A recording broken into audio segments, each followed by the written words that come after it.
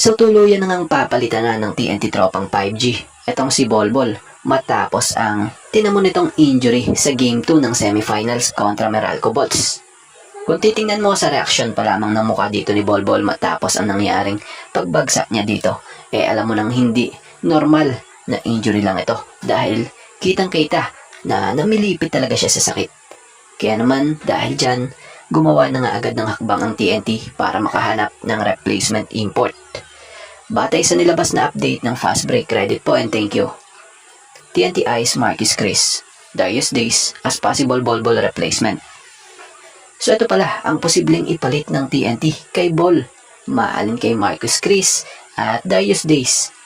So speaking of Marquis Chris, batay sa mga nabasa nating report, ayon kay TNT team manager, may kinausap na nga raw siyang 2 agents and meron na nga umano silang 2 imports na iniintay. Yung isa na si Marquis Chris, sa mga hindi familiar dito, former first round NBA draft pick ito.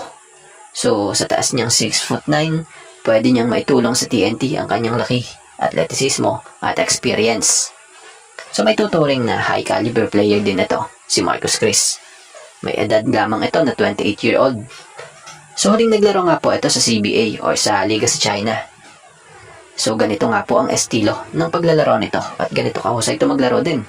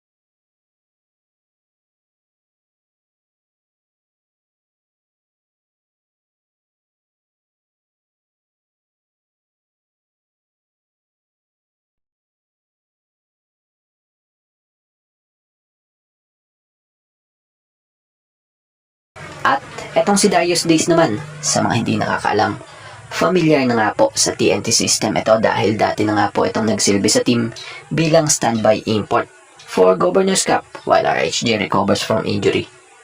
So itong si Darius Days, sa mga hindi nakakaalam may edad lamang ito na 26 years old at may taas na 6'7". So sa pagkakaalam natin sa Japan B-League ito huling naglaro. So ganito nga kahusay rin ito maglaro.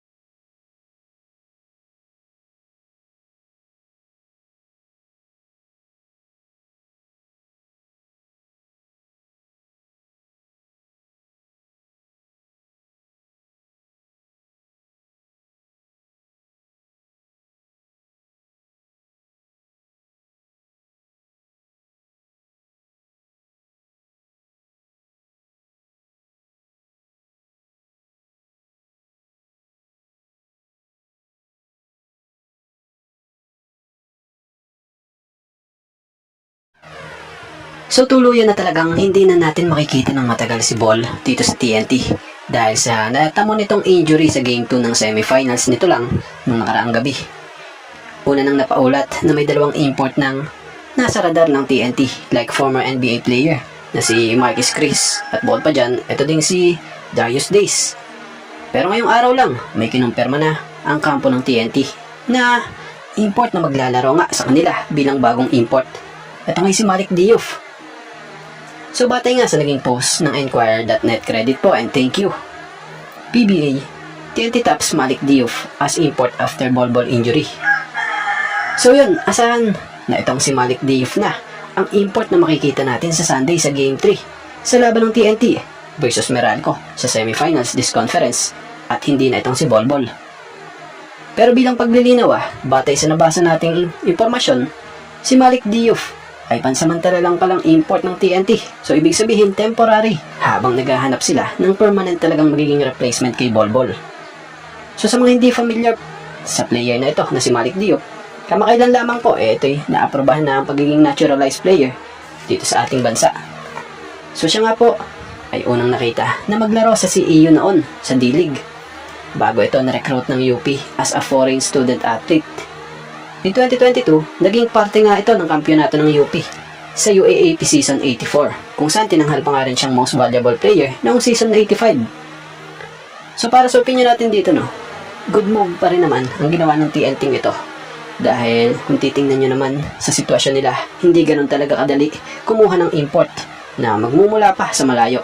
At least, etong si Malik Diouf, mabilis lang nila na-recruit kahit pa sinabing temporary import lang. Dahil andito nga lang ito sa bansa. Bukod pa dun pwede na agad nila itong makasama sa ensayo. Lalo't sa Sunday na nga po ang laro nila laban sa Bolt sa Game 3 ng semifinals.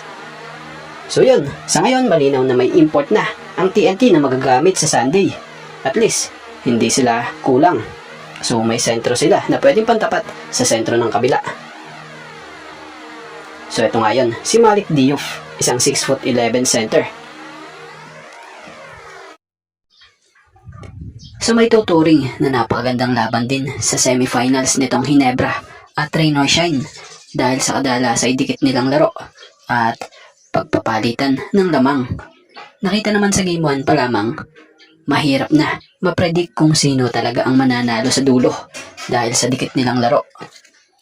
So bagamat nakauna na ang Ross, marami nang nakapansin, especially mga fans ng Hinebra, na tila parang may isang player yatang nakalimutan ng ibalik itong si Coach Tim sa Game 1. Like Jeremiah Gray na siyang nakapagbigay ng init sa laro ng Hinebra nung second quarter nang gamitin siya.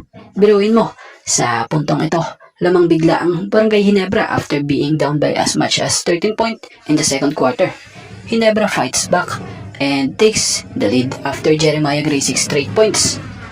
So kung titingnan mo ang ganda na ng pasok ni Jeremiah ang taas ng kumpiyansa niya. Pero after ilaba, hindi na nga muli ibinalik. So sayang sana ibinigyan muna sana ng pagkakataon si Maya habang maganda ang nilalaro. Kasi ang daming fans nga ng Jeans na nanghihinayang base sa mga nababasa natin na sana raw binawasan muna yung minuto ng Stephen Holt dahil sa para daw wala sa kumpiyansa ito maging sa defense. So para sa opinion naman natin kahit tayo nanghihinayang sa nilaro nitong si Jeremiah Gray, ando na kasi yung momentum niya sa laro. Kaya lang, hindi na binalik nitong si Coach Tim. So, hindi natin masisisi rin minsan si Maya. Nung mga nakaraang game, ito'y parang wala sa wisyo ang laro. Kumbaga, kung mabibigyan lang talaga ito ng regular minutes or magandang minuto, may babalik pa nito yung dati niyang laro. Kasi kung paputol-putol or pasundot-sundot lang, kadalasan magiging laro nito, mahirap makabalik sa dating kondisyon. Kasi yung kumpiyansa niya sa laro hindi basta-basta nabubuo. So sana mahaba pa naman ang series na ito. Sana kung may hindi mag-click sa players na nasa regular rotation ng Hinebra, ipagamit kay Jeremiah Gray yung minuto. Dahil sure ball na makababalik ito sa dating laro niya kung meron talaga siyang mahabang minuto sa laro. Kagandahan kay Gray, malakas nga po at maaasahan siya sa rebound. At may maayos ding depensa ito. Yung opensa niya, talagang kita mo na malaki pa ang potential talaga na may babalik niya sa dati yung forma niya. So, minuto lang ang kailangan nito or mas mahabang minuto. Sa mga hindi nakakaalam, literal na shooter ito at napakahusay ding dunker nito. At bago nga ang lahat, baka naman po pwedeng makahingi ng isang subscription para sa ating channel or paki-follow na rin po kung nagustuhan nyo ang ating mga basketball update. At kung ito na may makakabigat para sa inyo, kahit isang like and share na lamang po. Maraming salamat po.